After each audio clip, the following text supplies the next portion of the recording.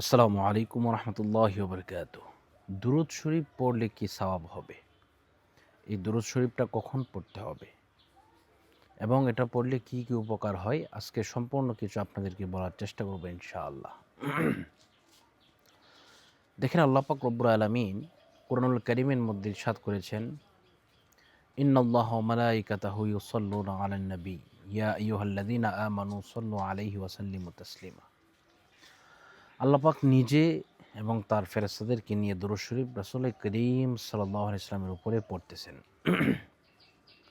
আর আমরা যে দুরূদ শরীফ পাঠ করব, এমন একখান দুরূদ শরীফ আছে, এই দুরূদ শরীফ যদি কেউ জীবনে একবার পাঠ করে, তাহলে তার জন্য, সে যদি ঈমানের সহিত মৃত্যুবরণ করতে পারে, তাহলে তার জন্য বেহেশতে যাওয়া আল্লাহ পাক রব্বুল আলামিন ওয়াজিব করে দেবেন।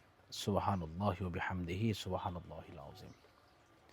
এজন্য আসুন আমরা সেই দুরূদ শরীফ খান একটু জেনে নিই। আল্লাহ রাসূল সাল্লাল্লাহু আলাইহি ওয়াসাল্লাম বলেছেন, কেউ যদি আল্লাহুম্মা সাল্লি আলা সাইয়্যিদিনা ওয়া নাবিয়িনা ওয়া হাবিবিনা ওয়া শাফিঈনা ওয়া মাওলানা আন-নাবিয়্যিল উম্মিয়্যি ওয়া আলিহি ওয়া সাল্লিম তাসলিমা।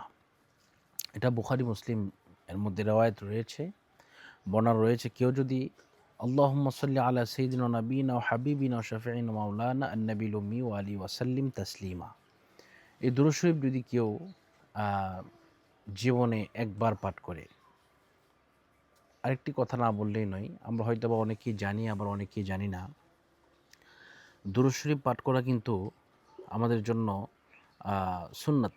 কিন্তু জীবনে কোনো একবার না একবার আপনার দুরূদ শরীফ পাঠ করা কিন্তু ওয়াজিব।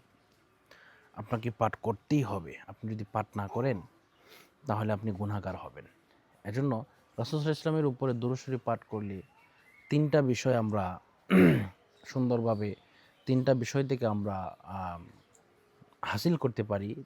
১ নাম্বার হচ্ছে রিজিকের অভাব দূর করে দিবেন। ২ নাম্বার হচ্ছে আপনার যদি রোগ বালাই হয়, আপনার যদি বেমার হয়, রোগ হয়, সেগুলা থেকে আপনি অবশ্যই মুক্ত হবেন।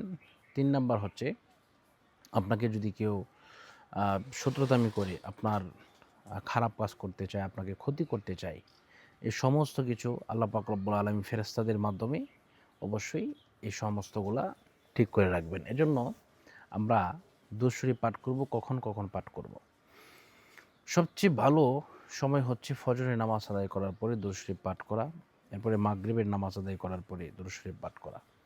আপনি যদি পারেন দুরূদ ইব্রাহিম, যেটাকে বলা হয় আল্লাহুম্মা সাল্লি আলা মুহাম্মাদ ওয়া আলি মুহাম্মাদ কামা সাল্লাইতা আলা ইব্রাহিম ওয়া আলা আলি ইব্রাহিম ইন্নাকা হামিদুম মাজিদ, এরপরে আছে আল্লাহুম্মা বারিক আলা, এই পুরাটা পড়বেন।